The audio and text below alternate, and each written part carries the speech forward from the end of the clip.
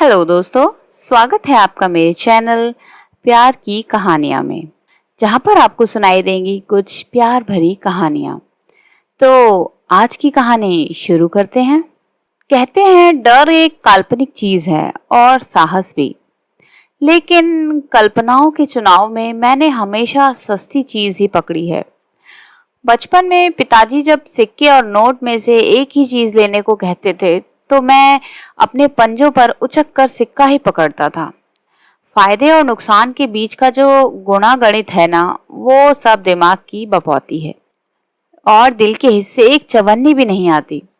साहस डर के इसी कारखाने से नीचे जाने वाली मंजिल पर रहता है, लेकिन मजाल है कि दिमाग के शोर में दिल की आवाज कभी सुनाई भी पड़ जाए। 7 साल हो गए बैंक में नौकरी करते हुए, कभी प्रमोशन के लिए नहीं बैठा। डर था कि घर से दूर हो जाऊंगा। बीवी बनारस में नौकरी करती है और घर में ज़रूरत भी थी मेरी। फिर भी मेरे गूगल मैप की समरी बताती है कि पिछले साल मैंने 10,373 किलोमीटर की यात्रा की, तो पूरी नौकरी में कोई 50 से 60,000 किलोमीटर तो चला ही होगा। धरती का कोई 1.5 चक्कर गणित के हिसाब से तो पूरा सिंदबाद हूँ, पर भूगोल के लिहाज से वो कोल्हू का बैल जिसने एक बोझ भूसे के लालच में खूंटे के इर्द गिर्द हजारों चक्कर लगाए। बनारस और सुल्तानपुर के बाद कोई तीसरा जिला ही नहीं देखा। सब जानते थे मैं ट्रांसफर से डरता हूँ। अपने डर कभी दुनिया को नहीं बताने चाहिए और ऑफिस में तो कतई नहीं बताने चाहिए। पिछले हफ्ते ही तो बनारस था, फिर एक छोटी सी बात पे 700 किलोमीटर दूर तबादला हो गया। यकीन नहीं होता। 3 घंटे हुए हल्द्वानी बस स्टैंड से एक सरकारी बस पकड़ी जो आधी नेपालियों से भरी है। लोग कह रहे हैं, अरे अभी तो टनकपुर भी नहीं पहुंचे, लोहा घाट पहुंचने में तो शाम हो जाएगी। इस खचाखच भरी बस में भी खुद को अकेला महसूस कर रहा हूँ। अधिकतर लोग पहाड़ी में ही बात कर रहे हैं। हाँ, बीच बीच में 370 और 35A सुनाई पड़ जाता है, जैसे उर्दू के अखबारों में अंग्रेजी में लिखे हुए अंक भर समझ में आते हैं। जो हिंदी बोलते हैं उनकी बोली में वो बनारस वाली तासीर नहीं है। रास्ते में एक ढाबे पर बस रुकी है। यहाँ कटकी चाय पीते 2 पुलिस वालों को भीड़ ने यूं घेर रखा है जैसे बच्चे अलाव घेर कर भूतों की कहानियां सुनते हैं। तो मैंने भी अपने कान टिका दिए। पता चला कि आगे रास्ते पर पत्थर गिर गया है और 7 से 8 घंटे लगेंगे हटने में। हाँ, छोटी गाड़ियां जरूर जा रही हैं। मौसम का अंदाजा तो था नहीं, तो टी शर्ट डालकर ही चल पड़ा था घर से, पर अब ठंड लग रही है। रात पहाड़ी में बिताने के ख्याल ने मन को छुआ भर था कि मेरा सारा शरीर जम गया। 5 मिनट बाद मैं अपना बैग उठाकर सड़क पर छोटी गाड़ियों से लिफ्ट मांग रहा था। इसने मुझे मेरे ऑफिस की याद दिला दी। वहां भी मुझे वैसा ही महसूस हुआ, महत्वहीन और शायद अदृश्य भी। 20 से 25 गाड़ियों से जलील होने के बाद सड़क किनारे ही बैग रखकर बैठ गया। थोड़ी देर में एक सरकारी सी दिखने वाली सफेद कार ने बिना हाथ दिए ही रोक दिया। मैं पीछे वाली सीट पर अपना बैग फेंक कर बैठ गया, जैसे बच्चे स्कूल में बैग फेंक कर सीट ब्लॉक कर लेते हैं अपने लिए। बैग से दिक्कत होगी, आगे बैठ जाइए। पहाड़ों के ड्राइवर थोड़े अलग होते हैं, किसी ने बताया तो था, लेकिन एक महिला को ड्राइविंग सीट पे देखकर न जाने क्यों थोड़ा सा अचंभा हुआ। इतने में पीछे वाली गाड़ी ने हमारी खड़ी गाड़ी को लंबे लंबे हॉर्न की एक हैट्रिक दे डाली। आगे बैठा ही था कि उसकी शक्ल देखकर मेरा सारा खून सूख गया। वही नैन नक्श, वही आंखें और पेन के डॉट जितनी बड़ी बिंदी।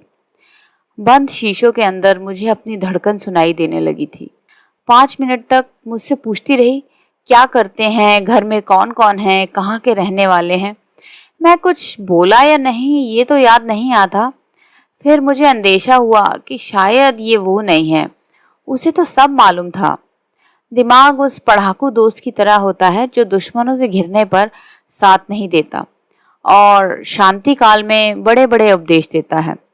कुछ तसल्ली मिलने पर दिमाग ने तर्क दागने शुरू किए। वो थोड़ी और पतली भी तो थी, आवाज भी थोड़ी अलग लग रही है। सुना था उसकी तो शादी हो गई। इसने तो सिंदूर भी नहीं लगाया, वो भी तो पहाड़ी ही थी। अब थोड़ी बहुत शक्ल तो मिल ही सकती है ना। मैंने हेडफोन लगा लिया। गाड़ी जैसे जैसे ऊपर पहाड़ों में जा रही थी, कान बंद होते जा रहे थे, जैसे फ्लाइट में होता है। कोई और होता तो पूछकर तसल्ली भी करता कि ये हो भी रहा है या सिर्फ मेरा भ्रम ही है, लेकिन हिम्मत नहीं हुई। जगजीत सिंह की गज़लें सुनते सुनते मैं 10 साल पहले BHU MSc उस केमिस्ट्री लैब में पहुंच गया था, जहां मैंने मंजरी का ध्यान खींचने के लिए सोडियम में पानी डालकर ना जाने कितने टेस्ट ट्यूब तोड़ डाले थे।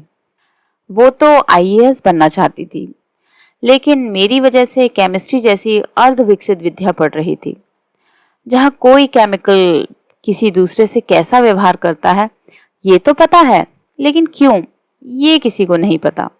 जैसे वो और मैं, हमने अपने जीवन में कई अधूरे सपनों के लिए वैसे ही जगह छोड़ रखी थी, जैसे पीरियोडिक टेबल नए रसायनों के लिए छोड़कर रखता है। बिरला हॉस्टल के बाहर सूखी घास पर अशोक के पेड़ों के नीचे हम सुबह से लू चलने तक पढ़ाई के लिए बैठे रहते थे। वो पहाड़न जिसे बनारस का अक्टूबर नवंबर भी गर्म लगता था, याद नहीं आता कभी उसने पहले उठने के लिए कहा हो। कभी कभी कोई दिलजला सीनियर किताब सीधी पकड़ने का ताना देकर सारा मोशन तोड़ देता था। मैं बेईमान नहीं था, लेकिन पिताजी को फरत्याल कोई जाति नहीं बल्कि प्रजाति लगती थी। अरे दुबे, मिश्रा, तिवारी, पांडे, इनमें से कोई होती तो फिर भी सोचते वहां पढ़ने गए हो कि गुलछर्रे उड़ाने। पिताजी ने पान थूकते हुए कहा था। दिन तय था, या कहो रात तय थी। बारिश की हल्की फुहारें उस्मान का वाटर स्प्रे याद दिला रही थी। अब उसके सलून पे शायद कभी शेविंग ना करा पाऊं। तारीख थी 20 जुलाई 2009। बनारस के कैंट स्टेशन के पीछे से छोटी गोल्ड फ्लैग और क्लोरोमेंट ली। वादा था शादी के बाद सिगरेट नहीं पीऊंगा। अम्मा ने अपने बेटे में कुछ कमियां शायद बहू के लिए छोड़ दी थी, वो भी कुछ अधिकार आजमा सके मुझ पे। प्लेटफॉर्म 9 पे 10:30 बजे मुंबई जाने वाली गाड़ी आनी थी। अभी तो 7 ही बज रहे थे। मैंने बैग से पानी की बोतल निकाली तो वो ताबीज भी गिर गया। माँ जानती थी कि मैं नहीं पहनूंगा तो चुपके से मेरे बैग में रख दिया था। अभी परसों ही एक पंडित का जंतर उतार कर मैंने आंगन में फेंका था। ठाकुर बाबा के आगे जंतर रखकर माँ घंटों रोई थी। छुआछात मानने वाली वो औरत मेरे लिए मदनपुरा के लाल दाढ़ी वाले मौलवी से ताबीज ना जाने कब ले आई। आज दोपहर जब मैं इलाहाबाद पेपर देने के बहाने पिताजी से पैसे मांगने गया तो उन्होंने कितनी जली कटी सुनाई थी, ये कहकर कि डर्बी में लंगड़े घोड़े पर कोई कब तक दांव लगाएगा, और पान खाने चले गए। रसोई में मेरे सफर के लिए पूरियां तलती हुई माँ ने बुलाकर 1000 रुपए मेरी मुट्ठी में छिपाकर थमाए थे। छोटी की शादी भी तेरी जिम्मे है। ठाकुर बाबा ने चाहा तो अब की नौकरी लग ही जाएगी। याद आया 10 दिन बाद रक्षाबंधन भी तो है। छुटकी की सहेलियां जब रक्षाबंधन पर मिले हुए पैसे गिनवाएंगी तो बेचारी क्या बोलेगी कि उसका भाई भाग गया। मैं कमजोर हो गया। उस 55 साल की बुढ़िया के आगे एक 21 साल की लड़की का प्यार कमजोर पड़ने लगा। प्लेटफॉर्म एक्वेरियम लगने लगा। मेरी आंखें डबडबा गई थीं। मैंने तावीज उठाकर माथे लगाया और अपना सारा आत्मविश्वास, अपना सारा प्रेम, अपने सारे सपने प्लेटफॉर्म की उसी कुर्सी पर छोड़कर जिम्मेदारियों का बोझ तावीज के साथ झोले में डाले वापस चला गया, या कहो भाग गया। एक नौजवान आया था मुंबई जाने के लिए, लेकिन तेज बारिश में झुके हुए कंधे लिए एक बूढ़ा आदमी वापस गया था। कितना वक्त हुआ याद नहीं, लेकिन एक तीखे मोड़ पर ध्यान टूटा तो क्षितिज पे अजीब से नुकीले बादल से दिखाई देते हैं। वो हिमालय है, कार चलाती हुई महिला ने कहा। जब मौसम साफ होता है तो कई ऊंची जगहों से भी दिखता है यहाँ। मैं विस्मित था, ये दिखने से ज्यादा महसूस हो रहा था। सूरज की किरणों ने इसे फोटोशॉप की हुई किसी तस्वीर से भी ज्यादा रोमानी बना दिया था। जयमाल की दुल्हन जैसा, थोड़ी देर के लिए ही सही, वास्तविकता से भी ज्यादा खूबसूरत। थोड़ी आबादी दिख रही है। महिला देवदार से घिरे हुए एक बस स्टैंड के पास गाड़ी लगाकर बोली, ये रहा आपका लोहा घाट। अब रात होने को है, और कितना आगे जाएंगी? मैंने 4 घंटे में पहला सवाल पूछा। मुझे तो चंपावत ही आना था, वो तो 10-15 किलोमीटर पीछे ही रह गया। मुझे बड़ा ही अजीब महसूस हुआ। मैडम इतनी तकलीफ क्यों उठाई? अब एक पुराने दोस्त के लिए इतना तो कर ही सकती हूँ। मुझे अपने सर में गुजरता हुआ खून अचानक से महसूस होने लगा। कान गर्म से लगने लगे। चेहरा जरूर लाल हो गया होगा, जैसे किसी ने मन के चोर को सरे बाजार नंगा कर दिया हो। मैं कुछ बोल न सका। उस ठंडी बरसाती अंधेरी रात में उसकी चमकती हुई आंखें बर्फ सी लगीं, सफेद और धीमे धीमे पिघलती हुई। तुम कुछ नहीं बोलोगे मुझसे? मैं बोलने लायक भी नहीं हूं ना? हाँ, मैंने धोखा दिया है तुम्हें। उस रात मैं नहीं आ पाई, हिम्मत ही नहीं हुई।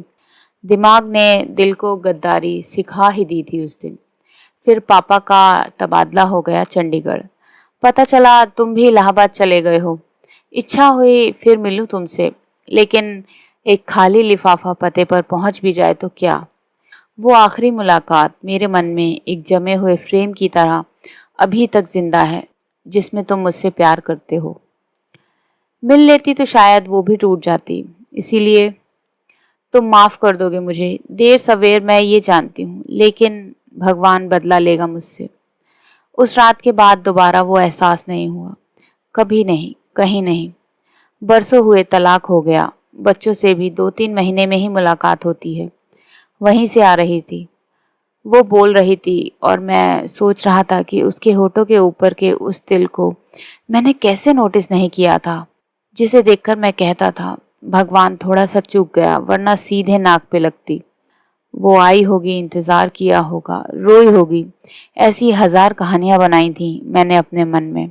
मुझे उसी वक्त पता चला कोई आपकी वजह से रोए तो आत्मा दुखती है, लेकिन कोई आपके लिए रोए तो अहम संतुष्ट होता है। उस रात मुंबई जाने वाली उस ट्रेन की दोनों सीटें खाली नहीं गई थी। वो ले गई थी हमारी सुख और शांति। आज मुझे मेरा खोया हुआ सामान वापस मिल गया। जबरदस्त बारिश हो रही थी। मैं गाड़ी से उतरा।